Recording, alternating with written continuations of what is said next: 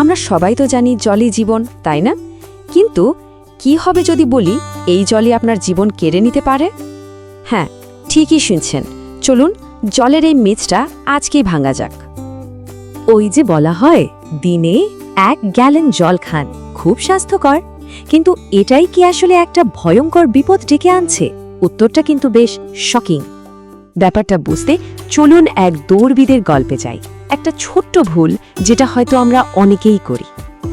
ভাবুন তো, একটা ম্যারাথন চলছে, একজন অ্যাথলিট দৌড়াচ্ছেন, তার শরীরের সব শক্তি প্রায় শেষ।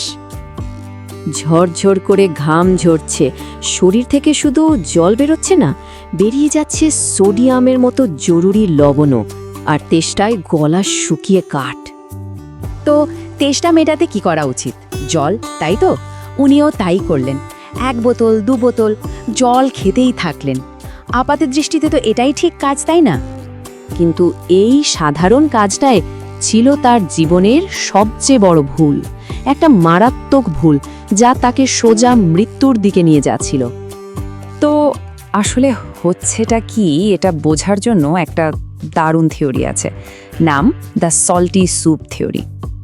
ব্যাপারটা খুব সোজা। আমাদের শরীরটাকে একটা পারফেক্ট স্যুপের বাটি ভাবুন, আর এই স্যুপের আসল স্বাদ, মানে এর ব্যালেন্স ধরে রাখে লবণ। এখন যখনই অতিরিক্ত সাধারণ জল পান করা হয়, তখন কি হচ্ছে? ওই স্যুপটা একদম পাতলা হয়ে যাচ্ছে, মানে রক্তে নুনের পরিমাণ বিপদসীমার নিচে নেমে যাচ্ছে। আর তার ফলে শরীরের কোষগুলো, বিশেষ করে আমাদের ব্রেনের কোষগুলো, জলের চাপে বেলুনের মতো ফুলতে শুরু করে। ভাবুন একবার, কি ভয়ঙ্কর অবস্থা! তাহলে এখন প্রশ্ন হলো, বাঁচার উপায় কি? উপায়টা হলো স্মার্টলি হাইড্রেট করা। খুব সহজ দুটো নিয়ম। 1, যখন খুব বেশি ঘাম হচ্ছে, তার মানে শরীর থেকে লবণও বেরিয়ে যাচ্ছে। 2, তখন শুধু জল নয়, সেই হারানো লবণটা পূরণ করার জন্য ইলেকট্রোলাইটস ড্রিঙ্কসও লাগবে।